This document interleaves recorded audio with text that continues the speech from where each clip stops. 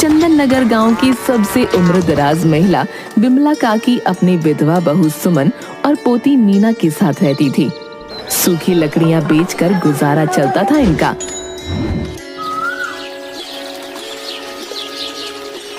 बहू, कुछ खाने को है? आज बहुत दिन हो गए रात का खाना खाए। नहीं माँ जी, बरसात के कारण भीगी लकड़ियां बिकती ही नहीं। चल मीना, आज रात भी पानी पीकर ही सोना पड़ेगा। कल तुम्हारे दादा की 50वीं बरसी है। कल ही के दिन तुम्हारे दादाजी की मृत्यु हुई थी। कल हम नदी में स्नान करने चलेंगे।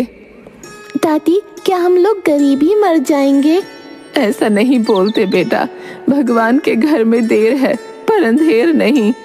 रहने दो दादी, अब मैं बच्ची नहीं रही। कुछ नहीं बदलने वाला, हमारा भाग्य ही खराब है। दूसरे दिन तीनों नदी पर स्नान करने जाते हैं।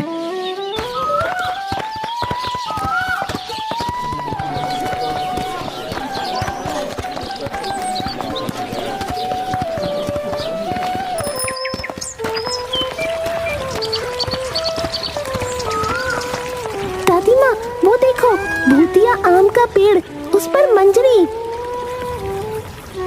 आश्चर्य, मैं शादी होकर आई थी तब इसमें बहुत आम होते थे, लेकिन एक घटना के बाद पिछले 50 साल से यहाँ की जमीन बंजर हो गई। ऐसी क्या घटना हो गई थी दादी कि आम के पेड़ सहित यहाँ पर जमीन बंजर हो गई? होशियार सिंह का बाप से तेरे दादा ने गिरवी रखी थी जमीन। सूद समेत पैसा लौटाकर वापस ले लिए थे। ये गांव की सबसे ज्यादा उपजाऊ जमीन थी। तो फिर जमीन यकायक बंजर कैसे हो गई? होशियार सिंह के बाप का कहना था कि पेड़ पर आम मेरे हैं, पेड़ में मंजरी मेरे समय का है, और तेरे दादा का कहना था कि मैंने सूद समेत पैसा लौटा दिया तो आम मेरे हैं। दादाजी तो ठीक ही बोल रहे थे। हाँ, दूसरे दिन सुबह सुबह हमारा नौकर गधैया एक आम तोड़ कर खा रहा था। तभी होशियार सिंह के पिताजी ने उसे गोली मार दी और जेल चला गया। तब से ये खेत बंजर हो गया।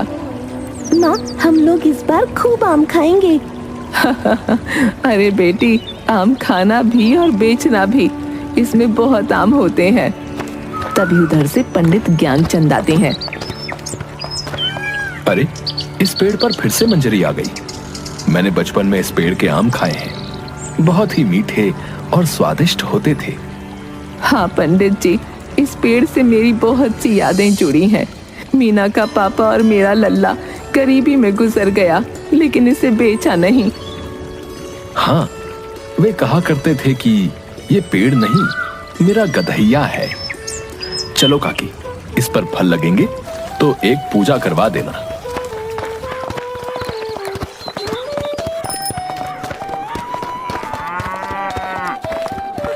माँ, जल्दी जल्दी चलो, धूप निकल गई है। लकड़ियों को सुखाकर दोपहर में बाजार जाकर बेच आएंगे। मीना और सुमन दोनों लकड़ियों को सुखाकर बाजार में बेचकर पैसे लिए घर लौट रही थीं।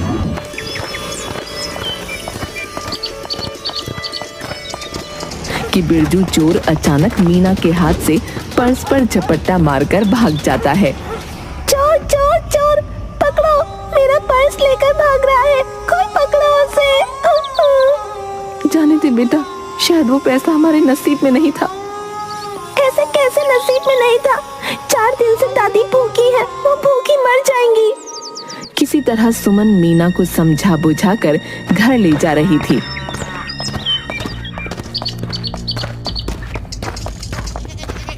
अचानक कूड़े में पड़े भोज के झूठे पत्तल में से मीना बचे हुए खाने को एक पॉलिथीन में भरने लगती है। मीना, ये क्या कर रही हो? पागल हो गई हो क्या? अगर दादी माँ को आज खाना नहीं मिला तो वो मर जाएगी। इस तरह बिमला काकी के घर की हालत बद से बदतर हो जाती है। 1.5 महीने में फल तैयार हो गया। जब जब मैं इस पेड़ को देखता हूँ, पिताजी याद आ जाते हैं। मेरे पिताजी को इसी पेड़ के कारण अंतिम दिनों में जेल जाना पड़ा था। मैं उनका मुंह भी नहीं देख सका था। कोई बात नहीं मालिक, मैं आज रात ही सारे आम तोड़कर आपके गोदाम में पहुंचा दूंगा, आप टेंशन ना लें। मुझे तुमसे यही उम्मीद है। रात में बिलुआ बिरजू चोर और खिरजू चोर को लेकर भूतिया आम के पेड़ के पास पहुंचता है।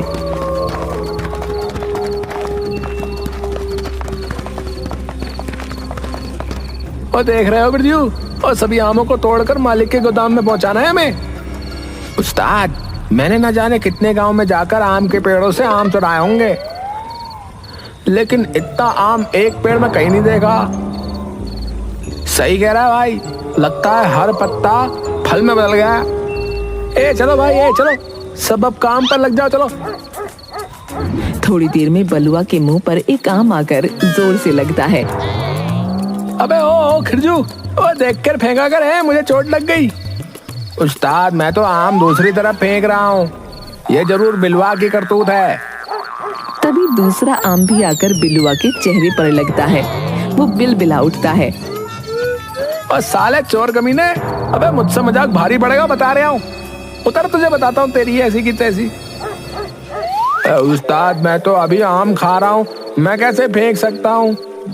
तभी एक और बड़ा सा आम फिर से बिलुआ की पीठ पर लगता है। कमीनो, है अभी तुरंत पेड़ से उतरो, उतरो, मैं तुम्हें बताता हूँ कि निशाना कैसे लगाया जाता है, उतरो। एक एक करके आम खिरजू और बिरजू दोनों को लगते हैं। ए कमीने खिरजू, ए रुक, अभी मैं बताता हूँ तुझे, नीचे उतर। अच्छा, मुझे मार कर मुझे ही धमकी दे रहा है? ए तू उतर, मैं तेरी बैंड बजाता हूँ, तेरी तो। नीचे उतरकर तीनों में लड़ाई होने लगती है। ओए कमीने बिरजू, ओए तूने मेरी पैंट क्यों उतारी रे?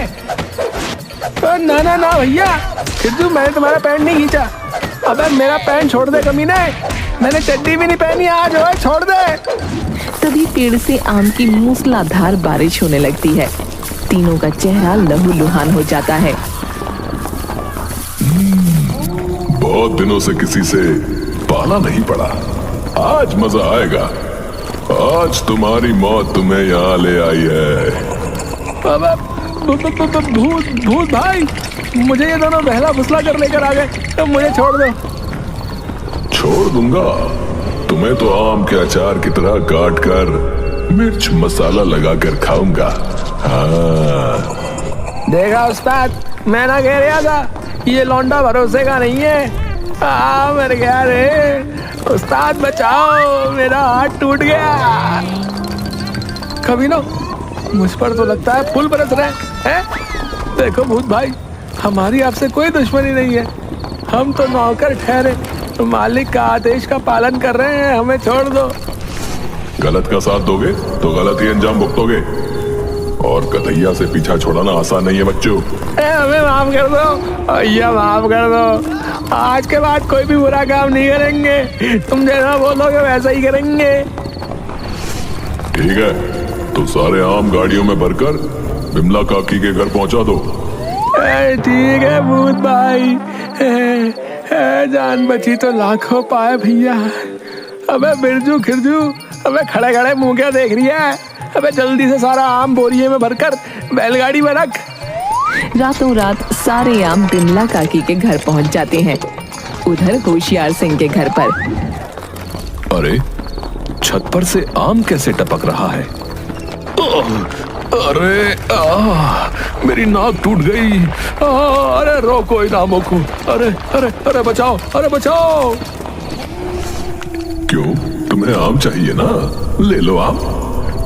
तुम्हारे बाप को भी इसी पेड़ के आम चाहिए थे, क्यों? कौन हो तुम? गधैया, नाम तो सुना ही होगा तूने। पर तुम तो मर गए थे ना? याददाश्त तो तुम्हारी बहुत तेज है। तो ये भी याद होगा कि तुम्हारे बाप ने ही मेरी हत्या की थी। हाँ, याद है। उसके लिए उन्हें सजा भी हुई थी और उन्होंने जेल में ही दम तोड़ दिया था। उनकी सजा उन्हें मिल गई। मैंने तो कुछ नहीं किया था ना, मुझे छोड़ दो।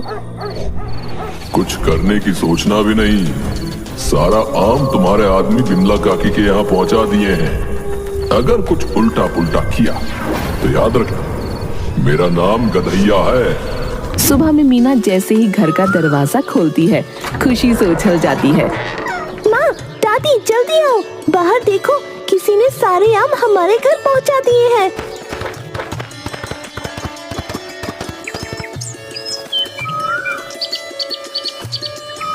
बहू, जल्दी से पंडित जी को बुलाकर आज पूजा करवा दो। मीना, तू व्यापारी मंगतलाल को बुला ला। थोड़ी देर में पंडित ज्ञानचंद आकर पूजा करने लगते हैं। इधर होशियार सिंह के घर पर। क्यों रे, हैं? हरामखोरो, कल रात तो बड़ा उछल उछल कर दंभ भर रहे थे। क्या हुआ? एक छोटी सी चोरी ना हो पाई? दूर हो जाओ मेरी नजर से। मालिक मंगललाल आए हैं। क्यों मंगत, सुना है तुम आम का सौदा करने जा रहे हो? नहीं हुजूर, आपके बिना इजाजत के एक पत्ता भी नहीं हिल सकता इस गांव में। मैं अभी जाकर मना कर दे रहा हूँ। हाँ, इसी में तुम्हारी भलाई है।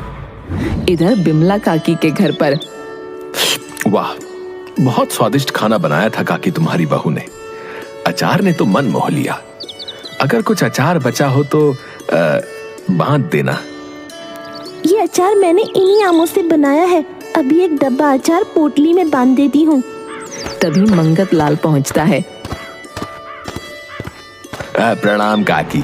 देखिए काकी, आप तो जानती ही हैं कि मैं एक व्यापारी आदमी हूँ, घुमा फिरा कर बात नहीं करता। मैं ये आम जो है वो नहीं ले सकता। क्यों मंगतलाल? इतनी अच्छी नस्ल का आम पूरे बाजार में नहीं मिलेगा। मैंने अभी अभी खाया है। देखिए पंडित जी, आप ठहरे ब्राह्मण पंडित हैं, शास्त्रों के ज्ञाता, पर मैं साधारण व्यक्ति हूँ। मैं ये भूतिया पेड़ का आम नहीं ले सकता भैया। कल को ऊंच नीच हो गई तो मैं क्या करूँगा? मंगतलाल लाख समझाने पर भी सौदा नहीं करता और चला जाता है। बिमला काकी, पड़े पड़े ये आम तो 10-15 दिनों में यूं ही सड़ जाएगा। मैंने कहा था ना दादी, हमारा भाग्य ही खराब है। अब क्या होगा? बेटी, तेरा भाग्य खराब नहीं, जिसने ये आम नहीं लिया उसका भाग्य खराब है। इन सब आमों का अचार बना दो, फिर ये महीनों तक रह जाएंगे। और मेरा दावा है, इतना स्वादिष्ट अचार कहीं नहीं मिलेगा। मीना, सुमन और बिमला काकी मिलकर कुछ ही दिनों में सारे आम को काट कर अचार बना देती हैं। ज्ञानचंद कुछ आमों को बेचकर मसाले का इंतजाम कर देता है। फिर अचार का सैंपल ले जाकर शहर में व्यापारियों को देता है। एक बड़ा व्यापारी सारा अचार खरीद लेता है। इधर होशियार सिंह डाकू के सरदार चंपत सिंह से बोलता है। कल जो अचार शहर जा रहा है उसे तुमको बीच रास्ते में ही लूट लेना है। इस काम के लिए 50,000 रुपए मिलेंगे। काम हो जाएगा होशियार सिंह, तुम पैसा तैयार रखो। चल जगीरा।